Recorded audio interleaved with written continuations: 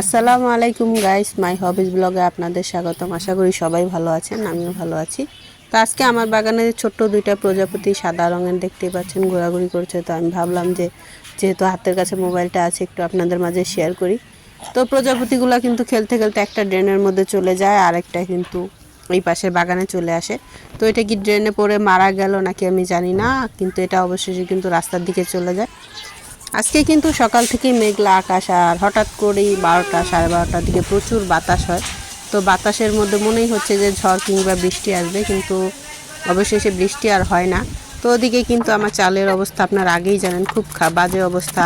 টুয়ার মধ্যে যেই টুয়া দিয়ে পানিগুলো দুই সাইডের চাল থেকে পড়ে, তো টুয়ার মধ্যে ওই কবুতরের যেই এইগুলো কি আদার এই বা এভরিথিং যা আছে, গাছের পাতাও আছে, শুধু যে বিল্ডিং থেকে ময়লা ফালাইছে তা না, তবে গাছের পাতা হলে কিন্তু এত পরিমাণ ময়লা জমতো না। ওনারা কিন্তু কবুতরের যাবতীয় ময়লা সব কিছু আমাদের চালের উপর ফেলে। আর মনে করেন বাচ্চারা তো এইটা সেটা বোতল, চিপসের প্যাকেট যা আছে সব মানে ফালা, আর বোতল টোতল যা আছে, আর অনেক ইচ্ছা করেও বড়রাও ফেলে দেয়। তো যাই হোক, এইসব ময়লা কিন্তু জমে মানে অবস্থা খুবই খারাপ। মা থাকতে কিন্তু এগুলো কিছুদিন পর পর বাচ্চা দিয়ে দিয়ে পরিষ্কার করাতো। তো আমি আসার পর আসলে এরকম বাচ্চা পাইও না, আমাদের বাসায় নেই ছোট বাচ্চা, যার কারণে পরিষ্কার করাতে পারি না। তো অবশেষে আমার ছেলে মেয়ে কিন্তু কাজে লেগে গেল। তো এক বস্তা কিন্তু ভরেই ফেলেছে ওরা ময়লা দিয়ে, আরেকটা বস্তা চায়, আর পিড়ি চায় ওখানে বসে মানে কাজ করার জন্য রোদের মধ্যে। মানে ওদের কষ্ট হচ্ছে, মানে বেলা শেষে কিন্তু ঝড় তুফানের পর মানে ভালোই রোদ উঠে। তো যাই হোক, চাল কিন্তু একটু রোদ হলেই কিন্তু গরম হয়ে যায়। তো আমি কিন্তু একটা বস্তার পিড়ি ওদের দিই, এবং ওরা খুব কষ্ট হয় ময়লাগুলো উঠাতে, কারণ 2 দিন আগেই কিন্তু একটু বৃষ্টি হয়, যার কারণে মানে ময়লাটা বসে পড়ে।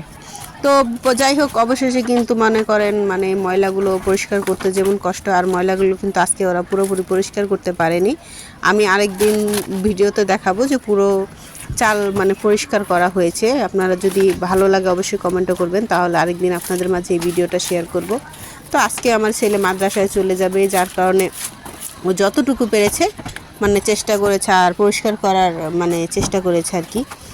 আর এটা যদি এখন আমি পরিষ্কার না করি, তাহলে সামনে বৃষ্টি আসছে, এই ময়লাগুলো কিন্তু কিছু বৃষ্টির মাধ্যমে পড়বে আর কিছু বসে যাবে, যার কারণে কিন্তু চালগুলো নষ্ট হয়ে যেতে পারে। এই টুয়াটা কিন্তু অনেক মজবুত। টুয়াটা নিয়ে একটা গল্প আছে, যদি আপনারা কেউ শুনতে চান তাহলে কিন্তু অবশ্যই কমেন্টে বলে যাবেন, আমি কিন্তু একদিন গল্পটা শোনাবো। আর যাই হোক, মানে এই দেখতে পাচ্ছেন এটা সেটাও ওরা অনেক কিছু পাচ্ছে। চাল থেকে কিন্তু 10টা টাকাও পায়, ওটা ভিডিওতে দেখাতে আমার মনে নেই। এই দেখুন বিরিয়ানির প্যাকেট, সিগারেটের প্যাকেট, এগুলোকে এখানে ফেলার জায়গায় ওনারা আসলে ডাস্টবিনে কোনো ময়লাই ফেলে দেয় না। ওনারা যা পারে যেভাবে পারে মানে আমাদের চালের উপর অত্যাচার করে। তো ওনাদের জন্য আশা করি আপনারা দোয়া করে যাবেন, আল্লাহ যেন ওনাদের অবশ্যই সুখে রাখে, শান্তিতে রাখে, যেভাবে ওনারা আমাদের রেখেছে। তো আজকের মতো ওরা কিন্তু আর ময়লা পরিষ্কার করে না, এখানেই সমাপ্ত। তো আমি দেখছিলাম যে কি পরিমাণ ময়লা নামিয়েছে। তো এক এক করে কিন্তু ওরা এক একটা বস্তা আমাকে দেয়। আশা করি আপনারা সবাই ভালো থাকবেন, সুস্থ থাকবেন, এবং আমার জন্য দোয়া করবেন। আর আজকের মতো আল্লাহ হাফেজ, বাই বাই, টাটা।